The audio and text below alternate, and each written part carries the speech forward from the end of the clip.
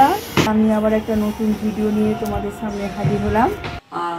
আমি সহজপাঠের মিতা চক্রবর্তী। আজকে যে রেসিপিটা নিয়ে এসেছি সেই রেসিপিটা তোমরা দেখতে থাকো। বন্ধুরা, আজকে আমি আবার একটা নতুন রেসিপি নিয়ে তোমাদের কাছে একটু আড্ডা দিতে এলাম।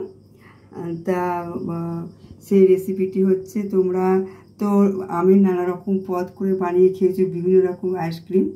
আজকে আম আর দই দিয়ে একটা নতুন রেসিপি তোমাদের দেখাবো। আর রেসিপিটা হচ্ছে আমের ঠান্ডা মিঠাই। কথা না পারিয়ে রেসিপিটা শুরু করা যাক। আজকে যে রেসিপিটা, তার মূল ইনগ্রিডিয়েন্টস হচ্ছে দই। বলিয়ে দিলাম, দইটা 500 একটু কম আছে। আর একটা বড় হিমসাগর আম নিয়েছি। এই দুটো পদ দিয়ে আমি জিনিসটা বানাবো, আর আমরা দেখতে থাকুন। দইটা একদম টাইটই আমার, তবু একটুখানি আমি দইটাকে ছেঁকে নিচ্ছি। দইটাকে এবার আমি ভালো করে একটুখানি ছেঁকে নেবো। খুব বেশি একদম শুকনো করে চাপবেন না, মোটামুটি যেটুকু জল বেরোবে।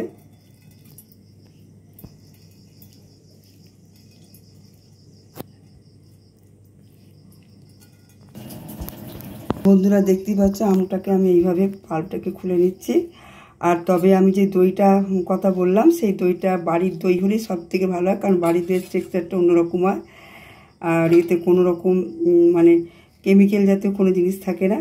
জিনিসটা দেখতেও ভালো হয়, খেতেও খুব সুন্দর হয়। আর তোমরা অপূর্ব স্বাদের রেসিপিটা দেখতে থাকো, এবং তোমাদের যদি মনে হয় তোমরা করে খেতেই পারো। বিভিন্ন রকম তো করে খাও, এটা একটা নতুন ধরনের রেসিপি তোমাদের সাথে ভাগ করে নিচ্ছি।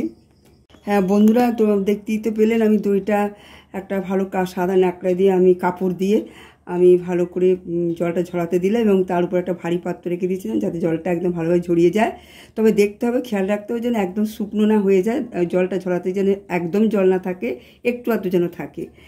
আর সেরকমভাবেই ঝরাতে হবে জলটাকে। আবার সেটাকে আমি ভালো করে ফেটিয়ে নিচ্ছি যাতে কোনো দানা না থাকে। এবার এর সাথে আমি কনডেন্স মিল্ক দেবো, একটু ভালোভাবে মিশিয়ে নেবো।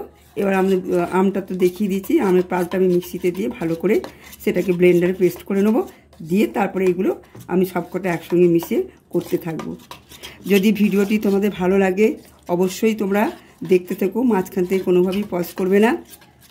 আশা করছি তোমাদের এই ভিডিওটা ভালো লাগবে, কারণ আমের বিভিন্ন রকমই আমরা সিজন করে খাই, তবে এটা একটু অন্যরকম করার চেষ্টা করলাম এবং তোমাদের সাথে ভাগ করে নিলাম। দেখছেন তো বন্ধুরা, যে দইটা ফেটিয়ে তার স্ট্রাকচারটা কি সুন্দর এসছে, এবং কোনো দানা নেই। আর টক দই ছড়িয়ে করলে পরে এই সুন্দর স্ট্রাকচারটাও যেমন আসে এবং টক ভাবটাও চলে যায়, সেই জন্য ভালো করে ছড়িয়ে নেওয়াটা দরকার। এবার আমি এর উপর দিয়ে কনডেন্স মিল্কটা দেব। আমের তো মিষ্টি আছেই, এটা আপনাদের মিষ্টি অনুযায়ী, স্বাদ অনুযায়ী দেবেন। 2 চামচ দিলাম, আর 1 চামচ দেবো। আপনাদের যদি মনে হয় আর 1 চামচ, 3-4 চামচ দিতেই পারেন। এই পর্যায়ে এসে আমি কনডেন্স মিল্কটা ভালো করে মিশিয়ে নিলাম।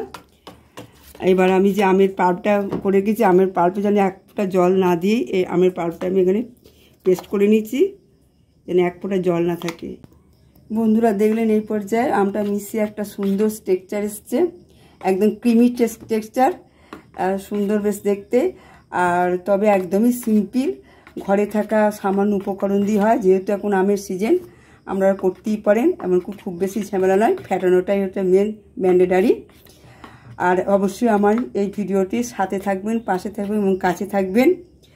আর যারা নতুন বন্ধু, তারা চ্যানেলটিকে এগিয়ে নিয়ে যাওয়ার জন্য অবশ্যই সাবস্ক্রাইব করবেন।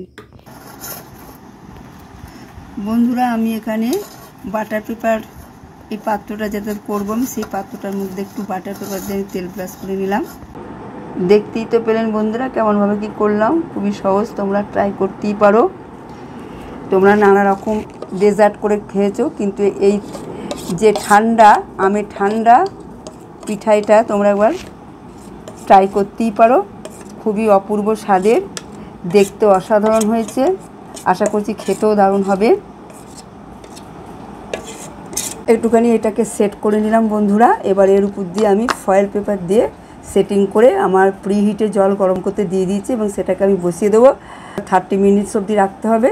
রাখার পর সেটাকে আমি ফিরে আসবো। ফিরে আসার পর এটাকে আমি 2 ঘন্টা এমনি নর্মাল টেম্পারেচারে রাখবো বাইরে। তারপরে এটা ডিপ ফ্রিজে আমি একটু দেবো 5 থেকে 6 ঘন্টা। তারপর তোমাদের দেখাতে থাকবো কীভাবে জিনিসটা হলো। আশা করি জিনিসটা তোমাদের ভালোই লাগবে। এই যে বন্ধুরা ফয়েল পেপারটা এবার উপর দিকে দিয়ে দেবো।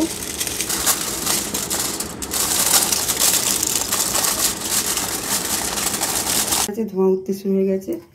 এবার আমার যেটা বানালাম সেই পাত্রটি এর উপর বসিয়ে দিলাম। 30 মিনিটের মতো রাখবো। এর উপর দিয়ে একটা ওই কভার দিয়ে দেবো। বন্ধুরা আমি আধ ঘন্টার মধ্যে ফিরে এলাম। আবার তোমাদের কাছে এই রেসিপিটা নিয়ে এই ফয়েল পেপারটা দিয়েছি কারণ যাতে জলটা না ওঠে, আর মিডিয়াম টু লো ফ্লেমে রেখেছিলাম। রেখে এবার এই পর্যায়ে এটা এসছে। এবার তোমাদের পুরো দেখাচ্ছি। আর এই আধ ঘন্টার মধ্যে আমি আমার রাতের ডিনারটাও শেষ করে নিয়েছি এবং একটু সেরাইও করলাম। এবার এটাকে আমি 2 ঘন্টা ঠান্ডা করতে দেবো। ঠান্ডা করার পর তারপরে ফ্রিজে রেখে দেবো। তার পরবর্তীতে কী হবে সেটা তোমাদের দেখাবো। বন্ধুরা সুইট ডেজার্টটা যেটা আমি ঠান্ডা আমের পিঠায় নাম দিয়েছি, এটা আমি আমার নর্মাল ফ্রিজে রেখেছি। যেহেতু আমার ডিপ ফ্রিজটা একটু প্রবলেম আছে, রাখতে পারিনি, যার জন্য এটা একটু বসেছে কম। দেখছো তোমরা, ডিপ ফ্রিজে রাখলে এটা খুব সুন্দরই বসবে। এটা ফার্স্ট টাইম ট্রাই করলাম, তাই একটু এদিক ওদিক হতে পারে। আর তোমরা যদি করো, এটা আমার নিজস্ব ঘরনা, আমি নিজস্ব স্টাইলে করার চেষ্টা করেছি। আর তোমরা করলে তোমাদের মতন করতেই পারো। আর ভিডিওটি বেশ দেখতেও খুব সুন্দর এবং খেতেও অসাধারণ এবং দারুণ স্বাদের একটা রেসিপি তোমাদের সাথে ভাগ করলাম। এই যে বন্ধুরা আমার ঠিক এরকম এসেছে।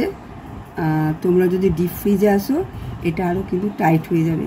এমনি নর্মাল ফ্রিজে রেখেছি তো, সে উপর থেকে যে জলের আস্তরণটা একটু পরে যতই আমি করি না কেন, ঠিকঠাক যতই ঢাকা দিই না কেন, সেই জিনিসটা এসে যায়, ঠিকঠাক হয় না, একটু জল থাকে। আর ডিপ ফ্রিজে রাখলে সেই জিনিসটা পুরো টাইট হয়েই বেরিয়ে আসে। আমার প্রবলেম বলে আমি করতে পারিনি বন্ধুরা। আমি প্রথমবারই এটা ট্রাই করলাম, কিন্তু দেখতেও অসাধারণ, খেতেও অসাধারণ।